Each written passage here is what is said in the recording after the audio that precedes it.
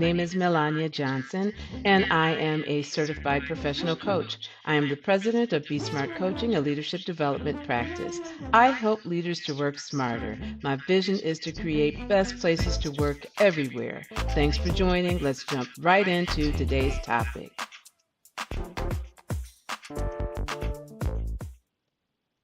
Welcome to Be Smart, Ask Your Coach. I'm your coach, Melania Johnson, and today's topic is about social and emotional intelligence, self management, and behavioral control. I wanted to have this conversation because I've been thinking a lot about status quo behavior and thinking, and I want us to look at status quo bias under the lens of social and emotional intelligence, self management, and behavioral controls, because there a lot goes into um, status quo. It's rather complex. There's a lot of emotions associated with status quo bias that we don't always recognize. If you have been in a department or managed by someone who is a status quo thinker, or an organization, if it's an organizational culture, you are probably frustrated because day after day after day, you see things that could improve that never improve. You see things that should change that never change. And for employees that have to work in that type of environment, it's frustrating, and it leads to a disengagement. People don't feel engaged if they continue to bring great ideas to the forefront, only to be told, that they can't be done or to be ignored. Then they lose faith and lose hope, and they just go, okay, well, things are always going to be this way, which is kind of mediocre because we're not doing the most and the best, so I will become mediocre. Or if you have really great talent, they're going to leave you. They're going to go. So when we talk about social and emotional intelligence and the status quo bias, when we speak of social and emotional intelligence, we're talking about a skill set that surrounds itself around self awareness, self management, and relationship management. These are the skills that highly socially and emotionally intelligent people possess and master. They have a great understanding of themselves. They're able to manage themselves. They are aware of other people and their impact on other people, and they have a high elevated ability to manage relationships. And so when we talk about all of these four core skills, underneath them are more skills that need to be mastered in order to be proficient and a master of social and emotional intelligence.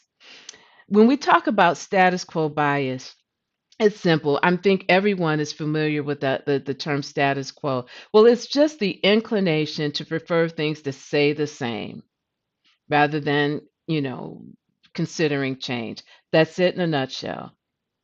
We're dealing with people that just want things to be the same. The status quo is the only solution that cannot be vetoed.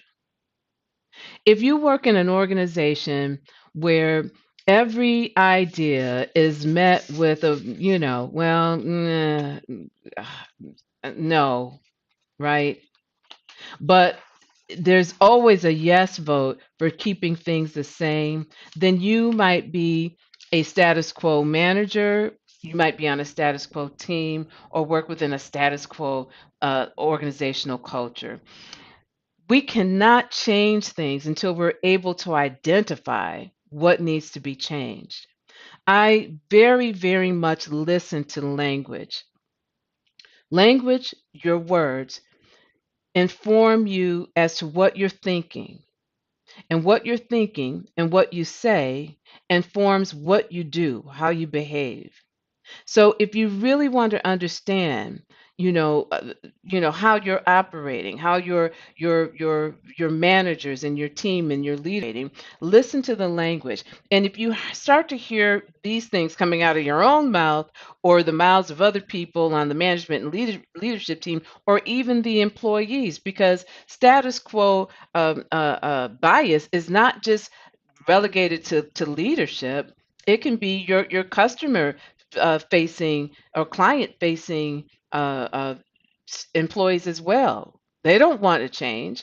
When what we're talking about is managing change. A lot of folks don't want to change.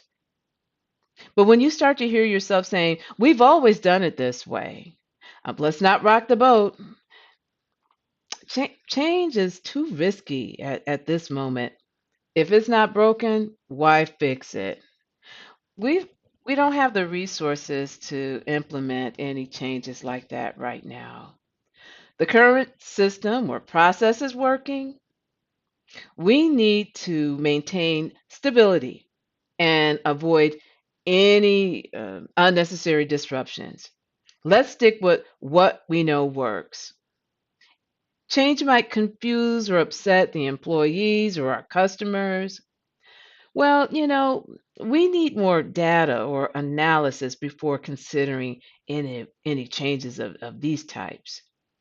When you start to hear those things over and over and over again, it is a sign that either your management team or your leadership team or organizational culture is stuck in a status quo bias, that there is an unwillingness, a hesitancy to change for the better. Now, not all change is good, but what frustrates your employees and what frustrates your high performers or even managers who come to senior managers and senior level management and say, "Hey, I've been observing this, or I've been experiencing this, or I've been tracking this, and we need to make some changes, and I have some ideas," and everything is shut down. Then you get frustrated people. I remember listening some years ago to an interview with Steve Jobs, and whether you think highly of him or not, it was very interesting because the interviewer asked him, do you win all the arguments? And he goes, absolutely not. He goes, we have wild, conflicts and conversations. He said, but at the end of the day, the best idea wins. I saw that interview many years ago, and it stuck with me. The idea that the best idea wins is so crucial for innovation, for movement forward, for positive change. Oftentimes, when you are dealing with status quo bias, there is a strong hold on keeping things that are inadequate the same, things that are underperforming the same, things that don't work the same. And so I encourage you to recognize those things, because at the end of the day, no one wants to work in an organization where the best idea doesn't win. No one. When we talk about self-management, I use an assessment called the Social and Emotional Intelligence Profile. It looks at about 26 indicators that help give you some idea about your level of social and emotional intelligence competency. Under self-management, there are six competencies. I'm going to focus on three of them today because I think they lend themselves very well to this conversation of status quo bias. We're talking about behavioral self control, we're talking about innovation and creativity, initiative and bias for action. There's some other things in there that I'll cover at another time, like achievement drive and realistic optimism and integrity. But today, I think it's really helpful for us to focus on these three areas because they lend themselves to this conversation. When we talk about behavioral self control, we're talking about your ability to manage your emotions, to manage your behaviors so that you can avoid negative outcomes and can have more positive outcomes and really at the end of the day live up to your personal best, your values and your goals. Nobody wants to show up in the world a mess, a hot mess, right? You want to show up as your best self. So when you're able to have behavioral control, self control, you're better able to do that. So I want to talk about the emotions that accompany status quo bias. Um, we oftentimes feel when we start talking about emotions and managers and things of that nature, you think of anger and sadness and happiness. Like we only operate under three emotions: either you're happy, you're sad, or you're angry. Well, there's a lot of other emotions that humans, feel and experience, but there's some specific ones that come to mind when you talk about status quo bias that we might not often think about, like comfort. The desire to be comfortable is an emotion. And when you disrupt my comfort, there might be some level of anxiety that accompanies not no longer being comfortable. Fear of the unknown. When we're talking about change, now I know what I know now forward. Now I'm in the dark. A lot of people are not comfortable with not knowing what comes next. Loss aversion. I will not allow us to move forward for fear of losing, even if it means that we won't have a gain. Think about it. I'm so afraid of losing that I'd rather for us to stay stagnant than to move ahead for a potential gain. Risk aversion. Some people have a high tolerance for risk, others don't. But when it comes to self management and self control, and when it comes to change, you have to get familiar with where you are on that spectrum. And if you tend to be low on the risk aversion spectrum, then you will also be low on innovation and things that move you forward and expand. So you just have to be conscious of that. Again, when we're talking about social and emotional intelligence, we're talking about self awareness. We have to be self aware in order for me to control my behaviors, to have self management. I first must be aware of what it is I'm thinking and feeling. Some of us become complacent. It's good enough. You have to ask yourself in your role, have I become complacent on any level? And if so, I need to shake things up. Security. I keep getting my paycheck, right? Just let's not rock the boat. I'm not trying to do any more, any less. Let's just keep it the same because, this makes me feel secure and it secures the fact that I have a job. And then there's resistance to loss of control. Now, if we're starting to implement other people's ideas and moving away from, my expertise, perhaps, now I am losing potential power. That makes me uncomfortable. I know what I'm doing right now. I know how to manage this. I know how to answer questions. I know what comes next. Now you're asking me to lose that sense of control of being a master in my kingdom and moving in an area that I don't know. So these are the types of emotions that plague us in status quo bias. These are the emotions that we have to recognize, and we have to have a strategy to move beyond them. When we talk about innovation and creativity, we're talking about a tool and a strategy that helps us to start to eliminate that status quo bias.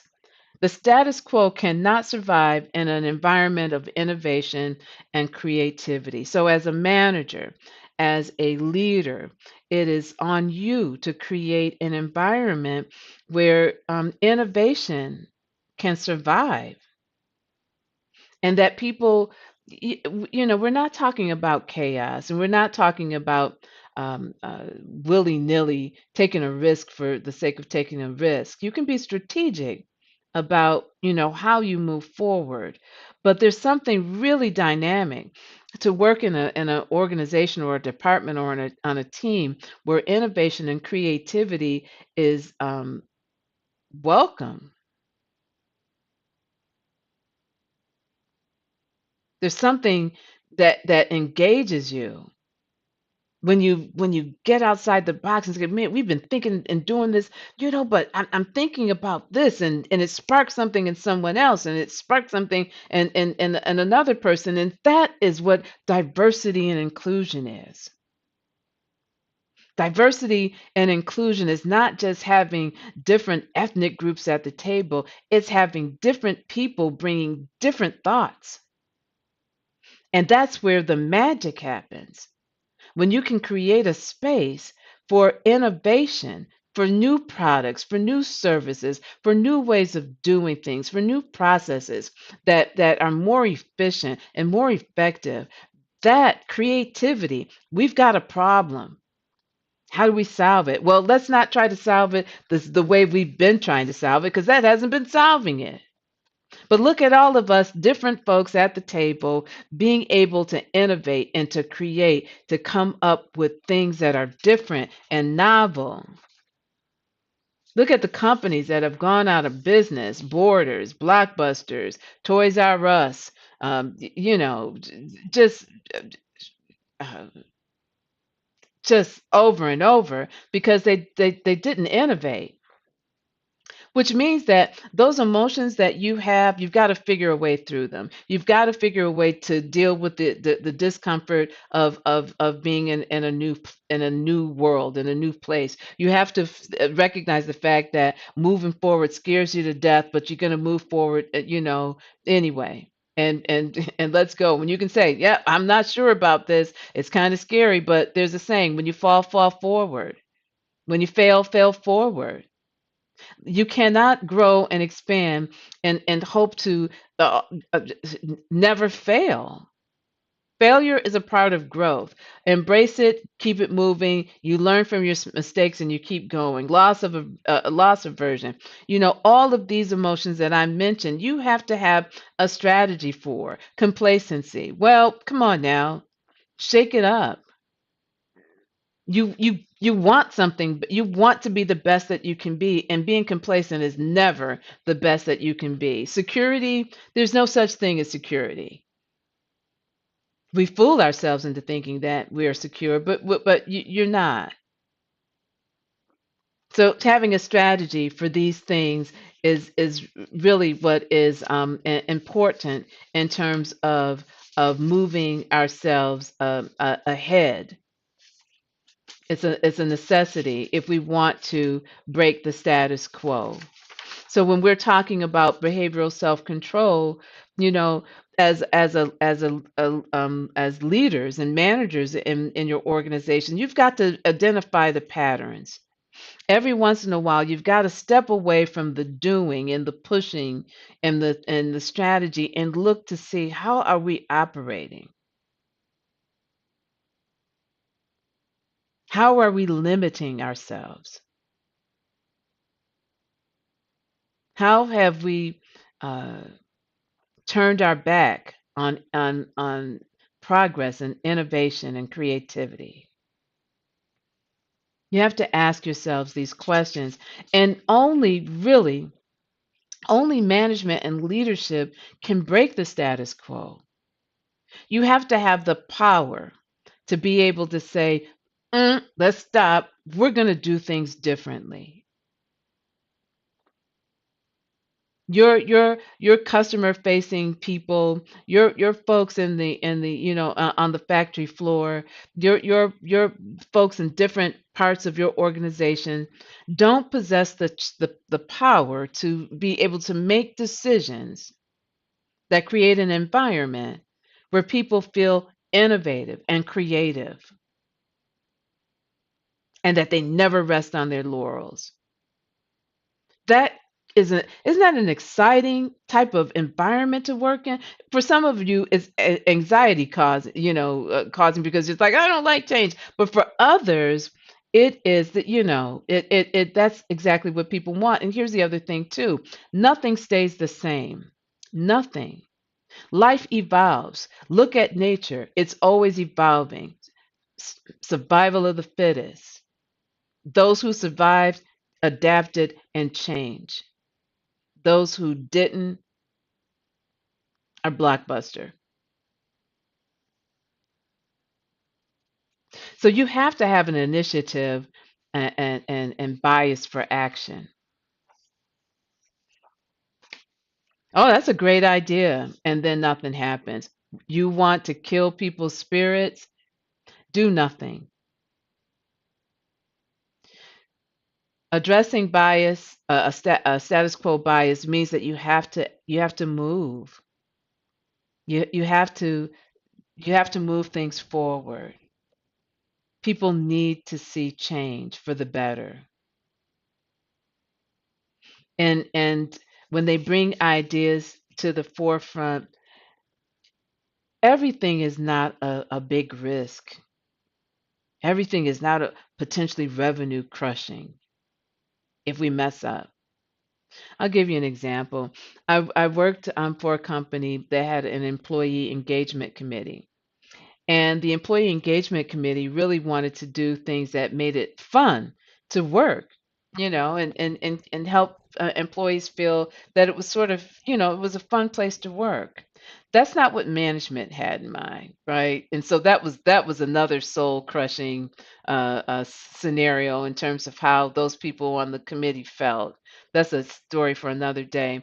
But there was something as simple as, on a monthly basis, there used to be a celebration for birthdays. Some folks, had it maybe pre or COVID, or maybe still do that, and where everybody gathered to wish people who had birthdays in that month, right? Well, someone said, "Well, can't we do something different? How about instead of the cake, where sometimes people just come in, get a slice of cake, and leave, all that networking and whatnot never took place, right? How about if we do like birthday bagels and have coffee, and especially coffees and Danish or things that no, we can't do it. We got no, no, but no, well, no."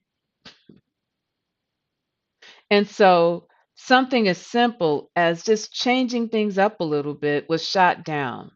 And so was the morale of the group. So, when we're talking about change, it's not always big changes. It's not always life-threatening. Oh my goodness, this is going to, mess up our annual revenue. It could just be bagels. Figure out ways to let your people win. Figure out ways to let the best idea rise to the top and win. That's how you break status quo bias. And that's how you keep your people engaged. So, in summary, when we talk about self management and behavioral self control, there are a lot of different emotions that go into status quo bias.